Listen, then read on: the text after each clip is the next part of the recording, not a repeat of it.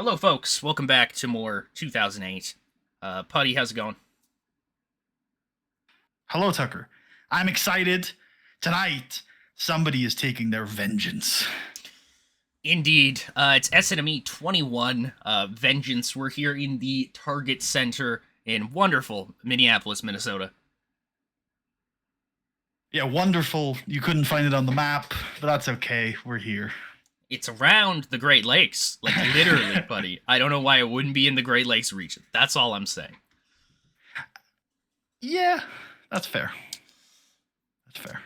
I don't think we've got anything else to cover. We can just get into this and let people know as we go, right? Yeah, I think so. Is there anything big that's happened on TV lately that isn't going to be covered in the show? I don't think so. Like I think they've gotten everything lately. We've been on a pretty good roll with like almost every single SNME since Mania has been up on the YouTube channel. You guys have seen the Bobby Lashley title win. He's having a rematch with Chavo on Thursday. Well, we get We've got to a cruiserweight. Yeah. That's why I just mentioned it offhand because you mentioned Chavo.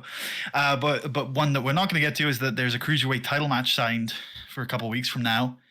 Alan Jones versus Roderick Strong. Indeed. Yep, we finally got that confirmed up. But otherwise, I think you're right. I don't think there's. I mean, Eminem have disbanded. They have. Yep, Eminem have all chosen to go their separate ways, with Nitro and Miz remaining a team, and Chris Masters moving into the singles role. He kind of was already always in, but now without the group entirely. And that tag team almost made an immediate impact by becoming number one contenders recently, but unfortunately they fell at the final hurdle, and that we will get into on the show. I think kick that's us off. Perfect. Let's do it. You got anything to say about this, buddy? Well, the audience would never see this. The TV audience. That's true. So, yeah, you get nothing. No. You just get to live with the idea that match exists. All right, so the world is watching. We get the WWE intro sting and stuff like that. We get our Vengeance intro package. Our main event tonight is the WWE Champion Edge defending against John Cena. Edge versus Cena 3 ? How did this happen, Tucker? How did John Cena get a title match? He's having such a terrible year. Well, I definitely remember how John Cena got this title match. And it was on Raw when he fought Batista and Charlie Haas in a triple threat match. Exactly what I was going to say. Thank you. Yeah, no worries. Excellent. I'm sorry for interrupting. I know you were going to get there. Yeah, that's where I was going. It's Edge Cena 3. These guys can't seem to get away from each other. Edge's title reigns can't seem to get away from John Cena, if I'm honest. Yep. But we'll get a little bit more into that with the package right before our main event. And we've got our commentary team tonight. Raw's Jim Ross and SmackDown's Mick Foley. And what are we kicking off with, Tucker? That World Tag Team title match that Puddy had talked about. It is London and Kendrick, the tag team champions, defending against the number one contenders, the men who beat Johnny Nitro and The Miz on Raw this past week. It is Dolph Ziggler and Kenny Dykstra of the New Breed. Great. Two young teams, one who, despite their youth, have already accomplished so much in this business. One of the longest reigning tag team champions of all time over on SmackDown. They've beaten pretty much any team you could name on Thursday nights in their time. They've come over to Raw and they've immediately won the tag team belts over there. I think it's pretty fair to say that Brian Kendrick and Paul London are one of the best tag teams of all time. And it's probably fair to say that Kenny Dykstra and Dolph Ziggler are looking to become one of the greatest tag teams of all time. But that road starts tonight. They have to prove themselves against the very best. Yeah, I mean, Ziggler and Dykstra already have a 6-month plus long reign. You're right. Those very World Tag Team titles. So, yeah. maybe a little more established than we end up thinking. Yeah. They've already, yeah, you're right. They're deceptive in their youth because they've also made it to the top before. But that was a very different division. And what London and Kendrick have proven this year is that they're a level above. So can Kenny Dykstra and Dolph Ziggler raise their game to that level? The answer is no. Is yes. They get to that level. I mean, this is a great match with some competitive, very competitive between these two guys, and clearly an exciting contest. Where I do think Dykstra and Ziggler prove that they're on the level of a London and Kendrick. But it's one thing to get to that level. It's another thing entirely to beat these guys. And that's what they can't get done tonight. Yeah, London and Kendrick make defense number 3 of those World Tag Team titles. Yeah, I don't know, man. Watching these two do it again is the shit. Like, who can stop them? I don't know if anybody can. Like, unironically. Basically, no one could on SmackDown. They only lost their belts because of shenanigans. That's true. And if they had not been drafted over to Raw, they probably would have those belts again right now. Who? I think that's a reasonable argument. Because who is it on right now? It's on Flash and Kid, right? That's correct, yeah. Flash and Kid is not what I'm going to refer to that team as, actually. You're never beating Evans the and allegations Kid. After some unfortunate phrasing last week. Evans and Kidd, yeah, of course, they're the tag team champions, and Roderick Strong is the cruiserweight champion. Millennium continue their undisputed era, but over here on Raw, we've got Pollin and Brian Kendrick, top of the pile. Perfect. Moving right along. Backstage, Amy Weber is there, and she is with Chavo Guerrero. She asks Chavo, how's he feeling about Thursday? He's got Bobby Lashley in a rematch. Chavo Guerrero says he's feeling pretty good about the whole thing, you know? Bobby Lashley got him. And it was probably a fault of Chavo Guerrero to begin with, that he even lost. You know, he took Bobby Lashley seriously. He wasn't overlooking Bobby Lashley, but he didn't necessarily come into it with the proper type of preparation that he probably should have. He recognizes now the level of threat that Bobby Lashley is. This coming Thursday, he's going to get both his win back and his World Heavyweight Championship. Just like tonight. Oh, yeah, right. Where the Big Show is going to beat The Undertaker. And the reason why I'm certain of that is the same reason why I'm certain of my victory on Thursday. Because we've both got friends in high places. Yeah, it's like these guys are just hanging out. Who knows why they're there? I got you. Moving right along, we have footage on this past, I think, yeah, so it was on the last SNME. We saw this giant of a man, this 6'7" behemoth, the Predator, appear. Or sorry, just Predator, not the Predator, notably. That's legally tricky. Predator. You could refer to him as Road Warrior Predator. Road Warrior Pred. Yeah, Predator has basically targeted Shark right off rip here. Somebody that Kevin Nash brought in to give Shark a bit of a challenge. And has it ever been a challenge? These guys have brawled pretty consistently for about 3 weeks now. They're just two big boys who want to throw down. But we have to have some form of, order, of sanctity in this whole thing. So Kevin Nash had decided that they would do it tonight, but with lumberjacks surrounding the ring, so as to not hurt any of the fans, I guess, ultimately.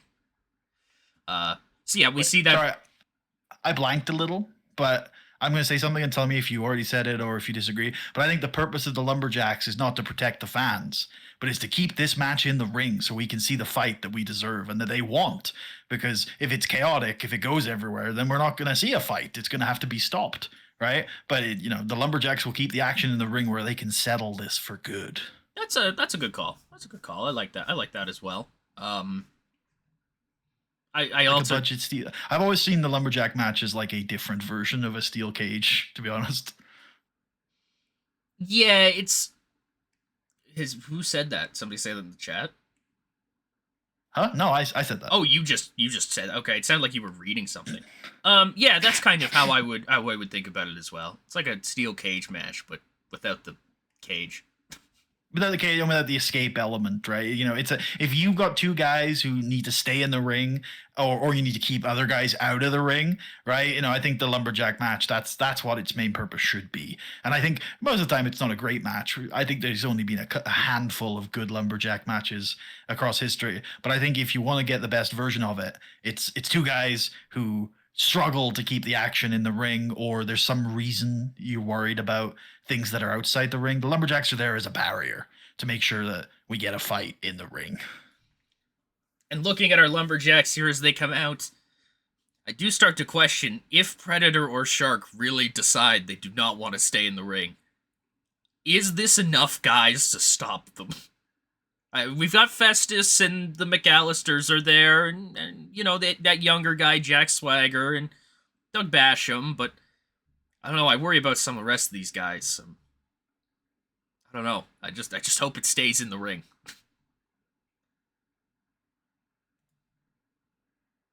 Nice. Yeah, that's pretty damn good. It does mostly I stay in the ring. like how all the storylines get continued because they're all out Yeah, there. yeah. Everybody's out there. There's some arguing going on or something at ringside, and we're like, oh, look at that. That's cool.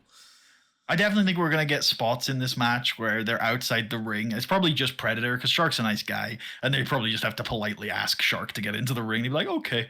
But with Predator, when they're trying to like throw him back in the ring, I like to think Predator is gonna start fucking elbowing people. Oh, absolutely. Before eventually they like force him back in.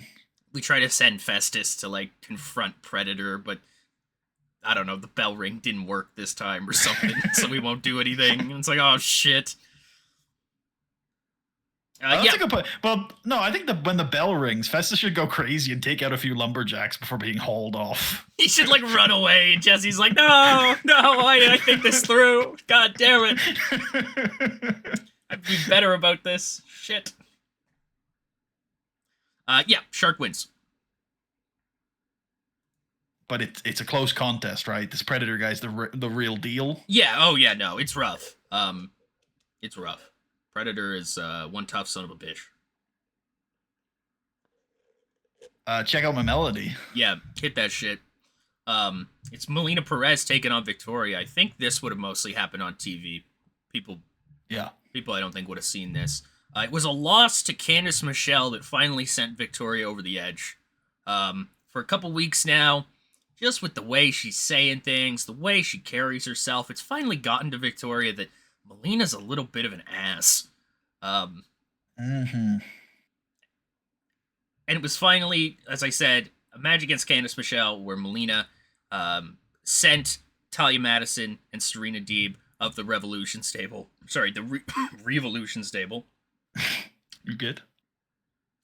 To get involved and to help her win the match. A match that she said she did not need help to win. That interference backfired, allowed Candice to pick up the victory.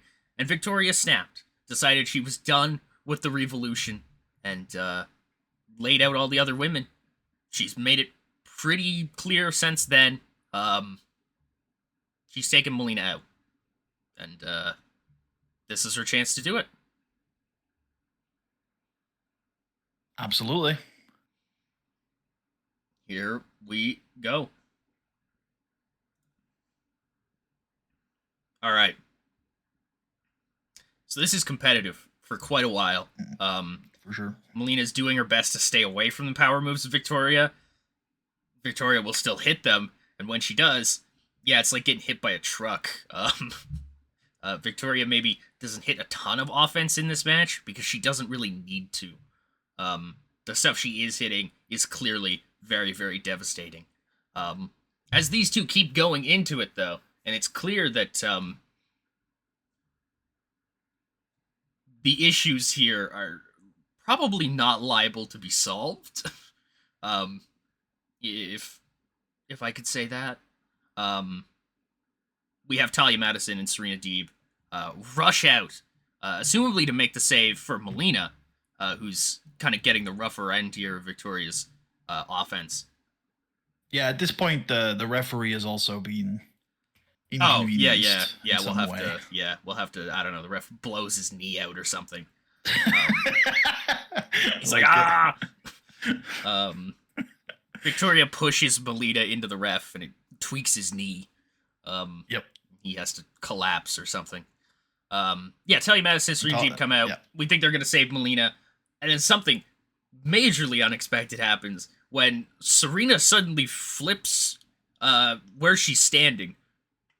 The classic pro wrestling. I've now turned, quite literally turns. Maybe as they're both coming out, Melina's very happy and excited, and she's giving them the thumbs up, and then Talia and Serena are also giving her the thumbs up, and then Serena turns into a thumbs down.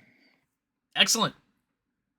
The ref is eventually going to have his knee dealt with and look back in the ring and be like, "Oh, shit, this is Before he's recovered, because I think before he's recovered, Serena will go over and help Victoria up, and then Victoria will realize what's going on and give her like a recognition nod, and then the two sides will start fighting. Yeah, I thought that was implied. My bad. It's okay. They do start hitting each other, but it's wild. It's a wild brawl. Yeah, and then the ref looks up and he's like, "Oh hell no, this is done. I'm out of here. My knee hurts." Who is this ref? Hold on, we gotta have consistency. George Hackenschmidt, fucking perfect, man. Perfect. He's gonna have like a taped up knee for like 2 years now. Absolutely. Afterwards, Melina collects Talia and they scamper up the ramp as Victoria takes Serena and they bail out through the crowd. There's one kind of look shared from the just outside of like the barricade area and the kind of bottom of the ramp, and the battle lines have been drawn and they go their separate ways there. God damn it. Oh, we're right into this shit, eh? Damn, based. All right.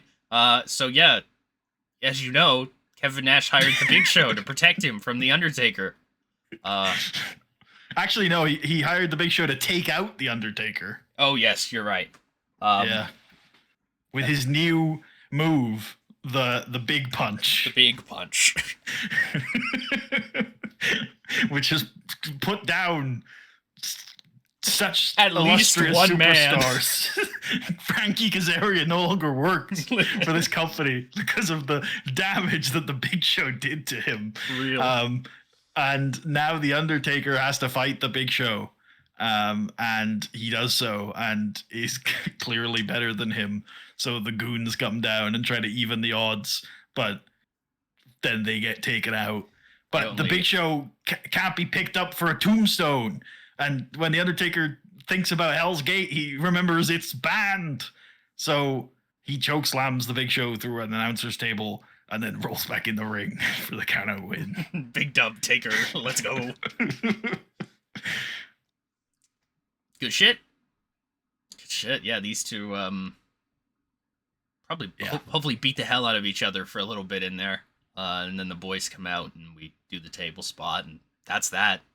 The fans are like, boo, this is a shit finish. Understandable. Understandable.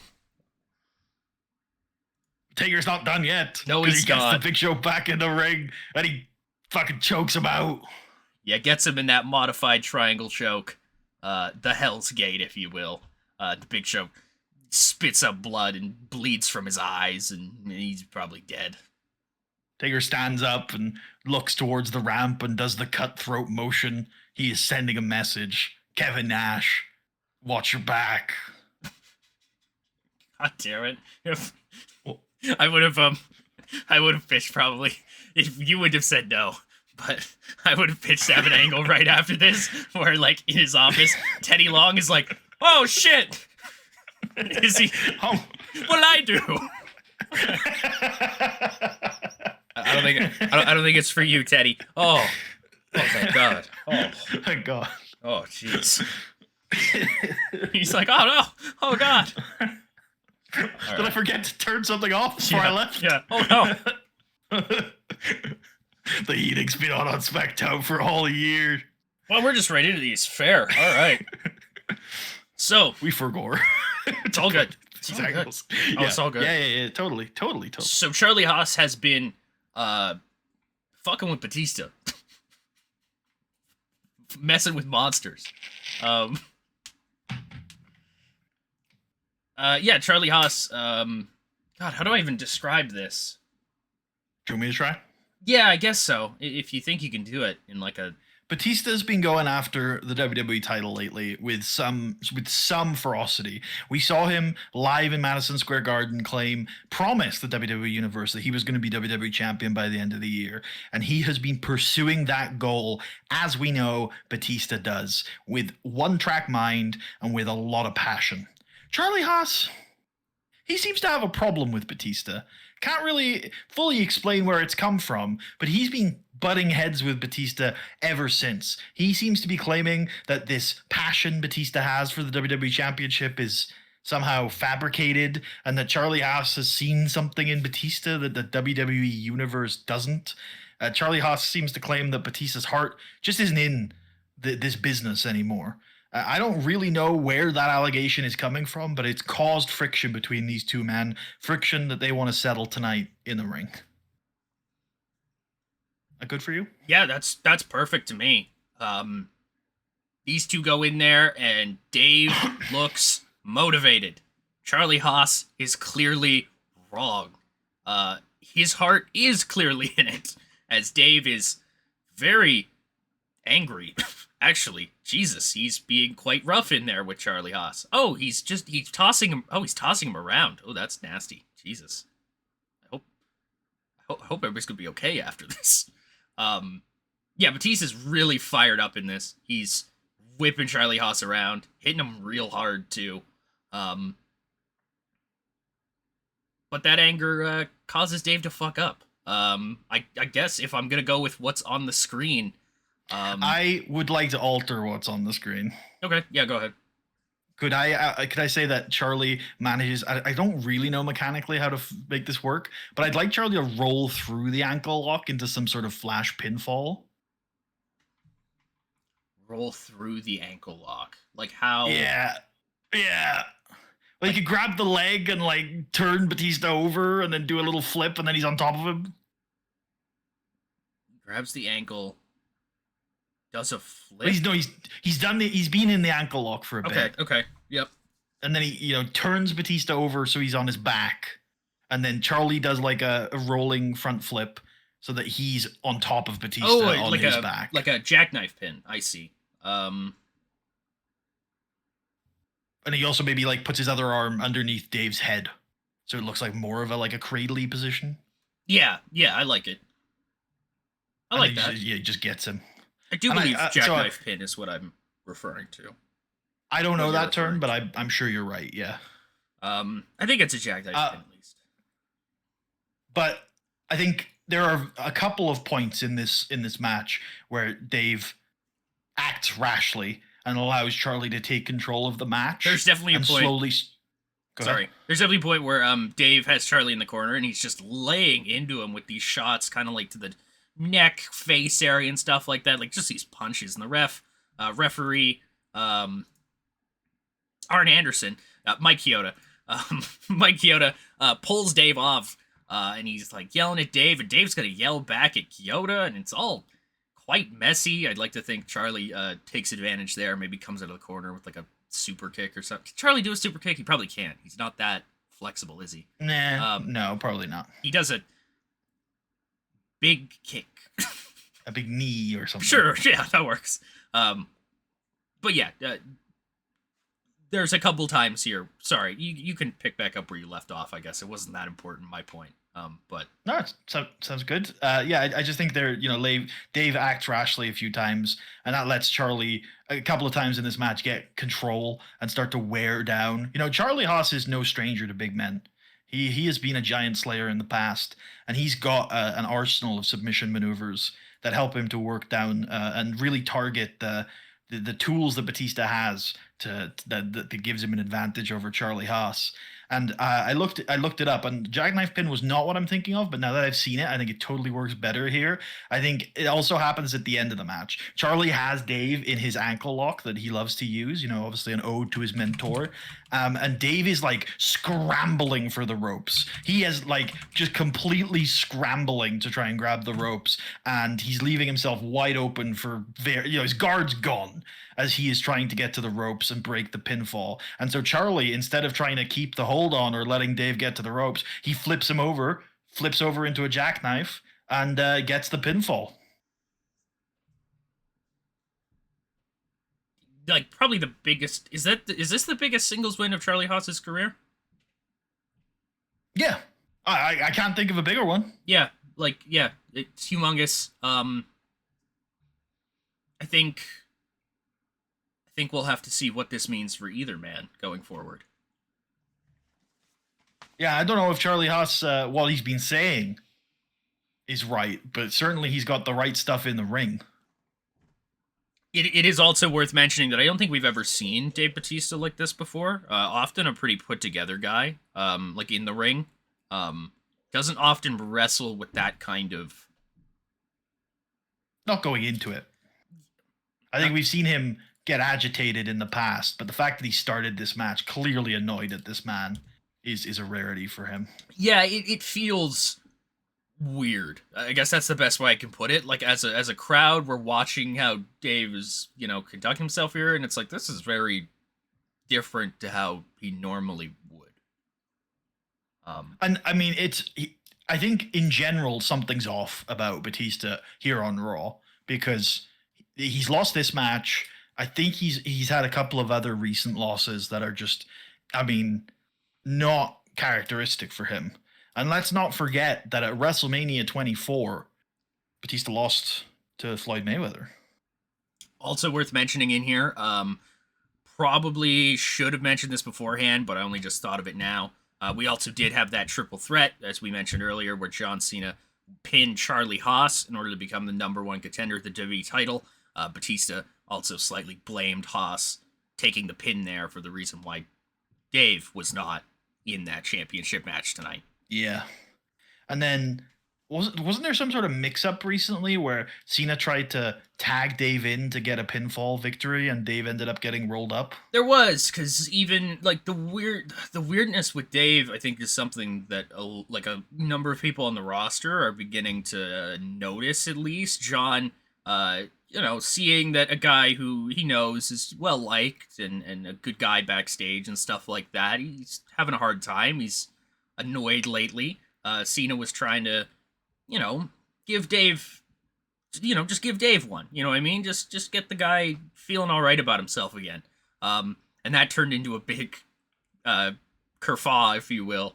Because I think it wasn't Charlie in the ring, was it? It might have been. I think it might have been Charlie that pinned Dave there. Yeah. So this is the second time if it is. Yeah.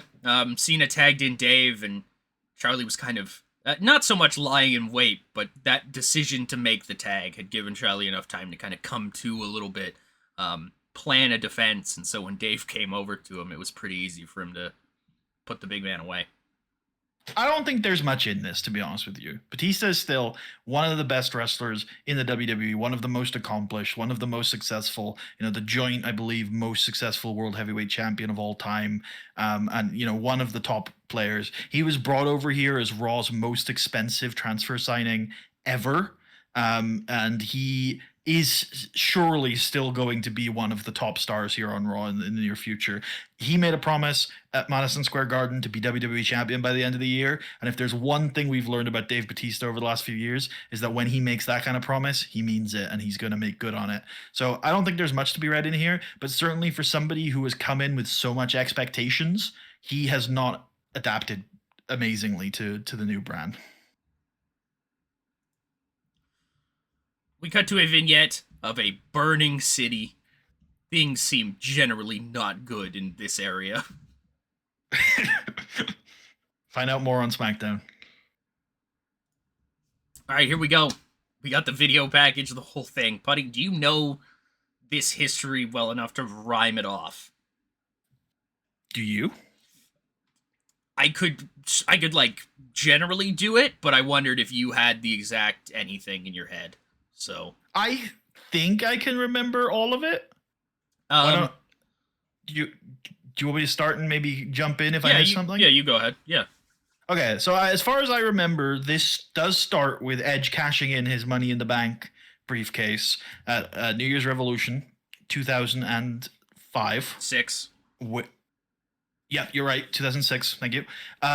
Where John Cena had just finished an Elimination Chamber match in which he had retained the WWE Championship, a championship he had held since WrestleMania 21. He had held for the rest of 2005. He had defended it inside the Elimination Chamber, a grueling contest that left him battered and beaten.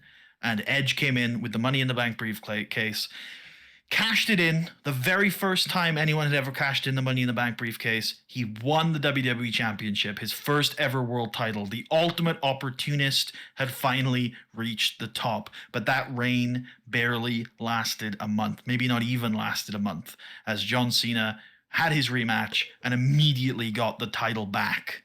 But I wouldn't stop Edge and his insatiable, rise to the top, his insatiable desire for that WWE Championship. He beat Mick Foley at WrestleMania that year, then went on to reclaim the WWE Championship in a feud with Cena and RVD in a couple of multi-man matches, and I think he beat RVD for the title at SummerSlam. Yep. Then, who steps back into Edge's life at the exact worst time than John Cena? But this time, Edge claimed things would be different because it wouldn't just be a match. It wouldn't just be a main event contest with John Cena. It was going to be a tables, ladders, and chairs match in Toronto, Canada. His match, his hometown. Surely this time he would defeat John Cena. But John Cena overcame everything on that night, defeated Edge to reclaim the title. John Cena has ended Edge's last 2 WWE Championship reigns. Fast forward to today, almost 2 years later. Edge is the WWE Champion because he ended the rivalry, the most brutal, vicious, bloody rivalry in recent memory with Randy Orton.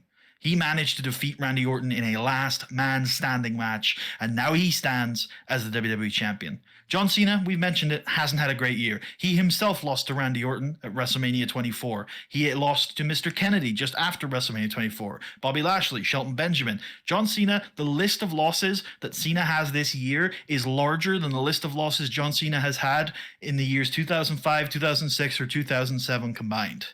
It has not been John Cena's year, but just because John Cena is down, never count him out. He has continued to grind, he has continued to hustle, and he has managed to beat Mr. Kennedy, to beat Batista, to beat Charlie Haas, and to become the number 1 contender again. And he has said to Edge that he should be careful about getting too confident at the top, because the last 2 times Edge has been WWE Champion, it is John Cena that has ended that reign, and he is coming to do it again. But this is not the same John Cena that ended Edge's title reign in 2006, and it's definitely not the same Edge who was champion in 2006.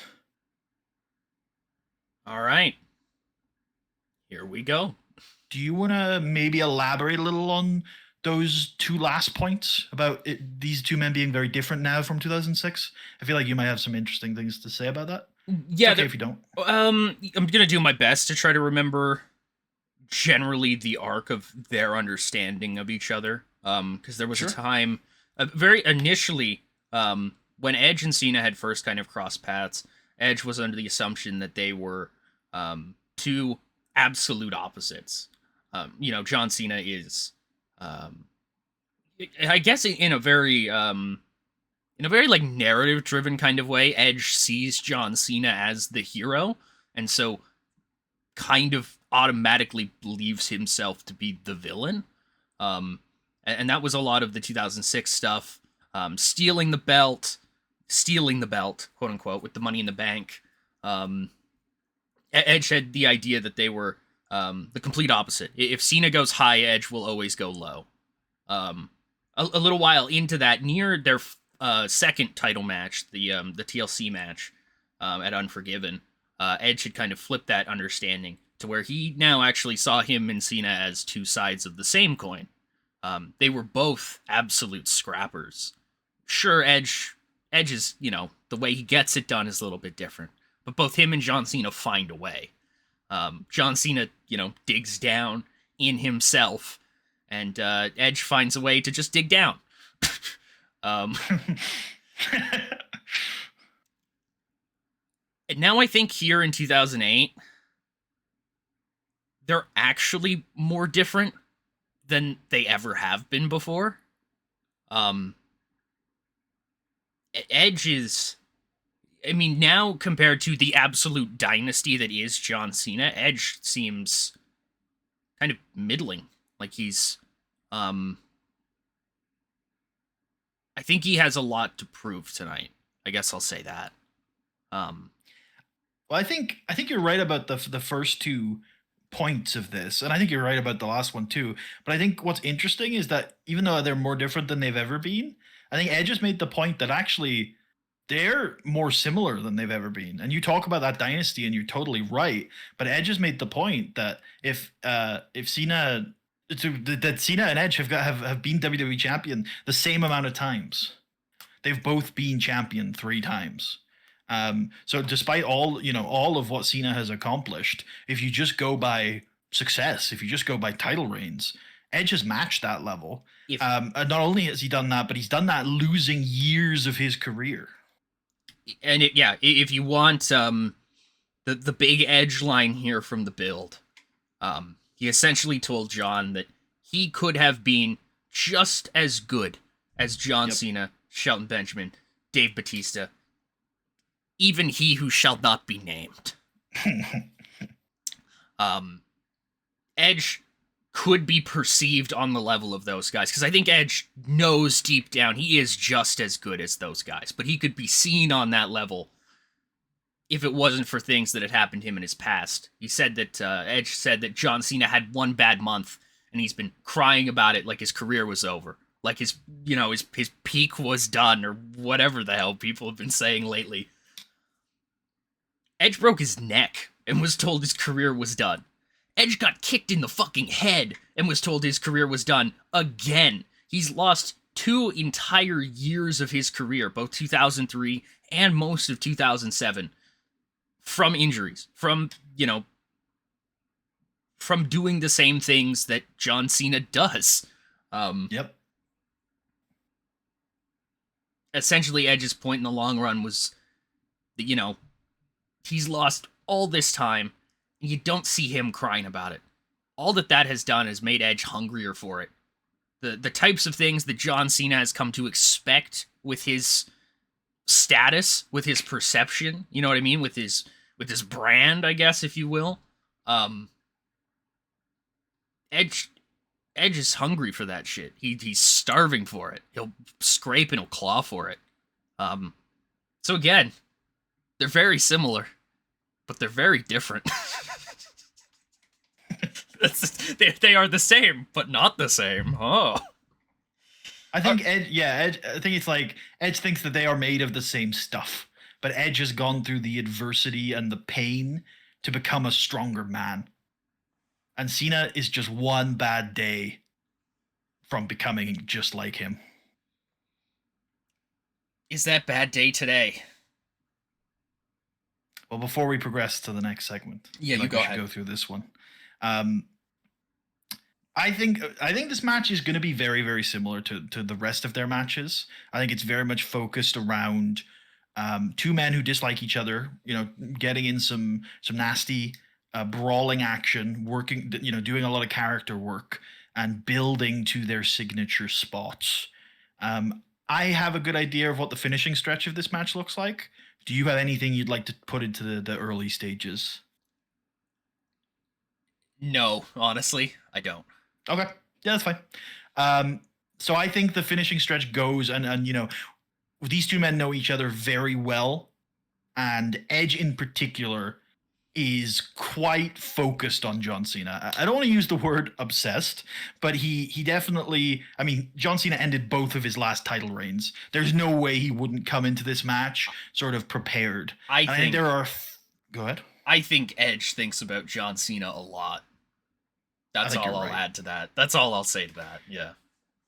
And there are a couple of times throughout the match, I think, where Cena starts to get on a roll and Edge manages to counter in a creative way that shows that he's got, a lot of knowledge of Cena's game plan. And I think that's going to culminate in a moment where Cena, hits the shoulder tackle and the crowd starts to get a little hyped. And then some members of the crowd are like, oh no, here we go again. And then Cena's going to go for the 5-knuckle shuffle. And after he bounces off the ropes, he's going to run straight into a spear. I was wondering if that was a better spot for it, or if it was doing the shoulder tackles. Oh, I see. Like he does a couple, and then Edge manages to duck under one into a spear. Yeah, like when I guess I have it backwards because I was thinking when Cena throws the line and then Edge ducks it, and I'm like, no, that'd be the other way around. That Edge throws the line and Cena ducks it for the proto bomb. But yeah, I think the shoulder tackles is a good idea. Yeah, okay, we'll stick with that then. Yeah, sure. Yeah, cool. Okay, sorry. I think. Going. Well, actually, the shoulder tackles is more spontaneous. I think maybe the 5-knuckle shuffle is more of a wow moment because it gets built to more. I'd stick with yours then. I think. Okay. Yeah, just because my thing, the way I see it in my head is not the way you. Is not possible. Yeah, like it's not, I see. Like it just is not how it plays out. So yeah. But yeah, Edge hits this spear, this massive spear. I think at this point, the whole crowd erupts. Even the people who were cheering with Cena was like, "Oh, that's really cool." And Edge is also really cool, and he's been through so much. And the whole crowd is like lifted because Edge just hit the spear, and he's not going for the pin. No, he's backing up in the corner and he's feeling that energy of the crowd. And there's a moment where he's thinking, we've got this. We've actually done it.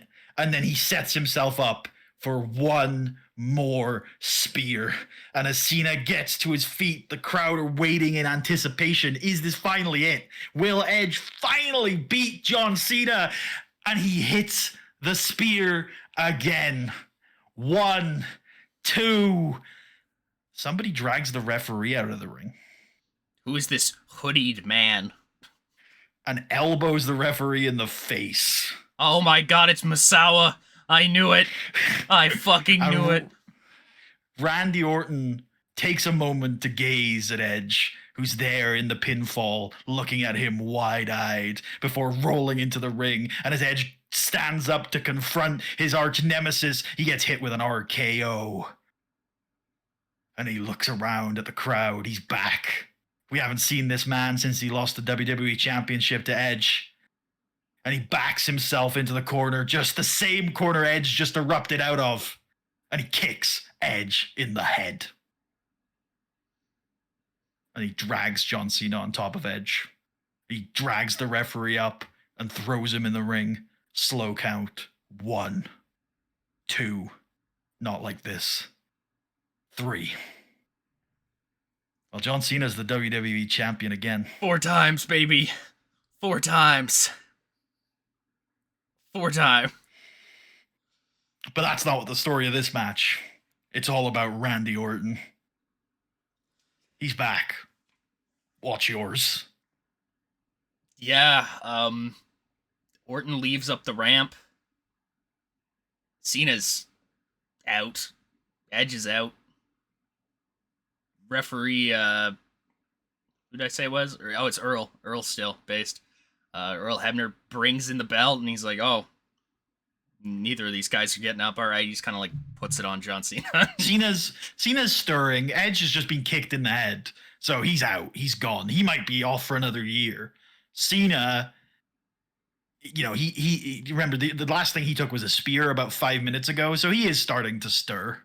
Okay, yeah. So he gets up then eventually here. But at this point, when Earl gives him the belt, I don't think Cena knows what's happened. That's fair. But John Cena's like, damn, I switched into automatic mode and just beat him. Fair. All right. Well, as Cena looks down the ramp and as we progress to the next angle, I think he realizes what's happened. Yeah, the two lock eyes and the crowd goes, oh, shit. Cena doesn't really celebrate He doesn't fully understand what's happened, but something bad has happened here tonight at SNME 21 Vengeance. I think I'll throw up our credits right now. That's a good idea. Thank you to everyone on here. Where the hell did OBS go? Hold on. There it is. Oh, there it is. I like look over. I've closed OBS. Oh my god. No. Oh no. No, I'm joking. There is the credits. Thank you so much, everybody, for checking things out, for hanging out with us. Still, you know what I mean? Yeah, I'm still buzzing that you've all supported us, and I very much appreciate that.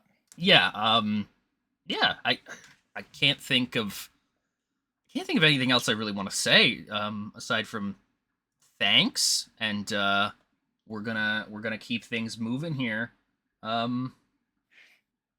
soon. I don't know what I'm saying. Like, I don't know what the fuck I'm saying, but yeah, we're gonna keep doing this, obviously, and thanks for sticking around with it, I guess. That's what I mean. Now, for realsies this time, we might next see you at SummerSlam. Yeah, I think that is probably looking more and more likely. It's only about a month out.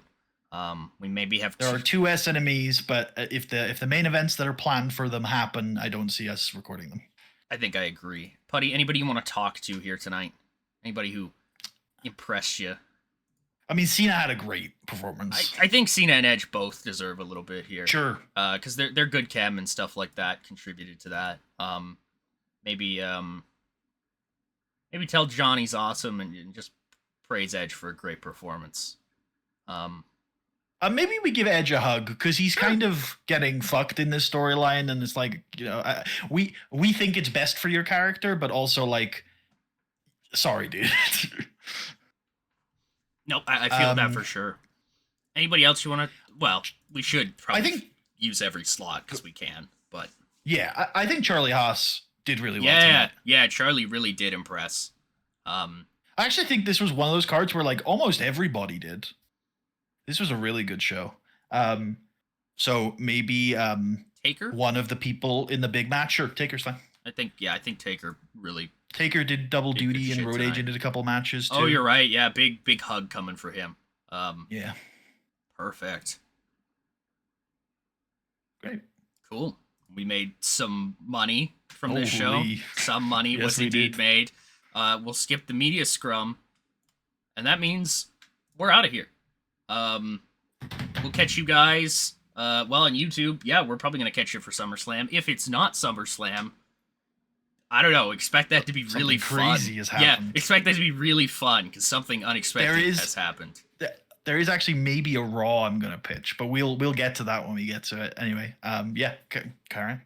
Right on then. So for myself, for Puddy, for Aaron Stevens, and for once again the WWE champion, I'll show it on here just to close us out nice and proper. 4-time WWE champion John Cena. We will see you guys in the next one. It's his bad year. It is his bad year. Peace.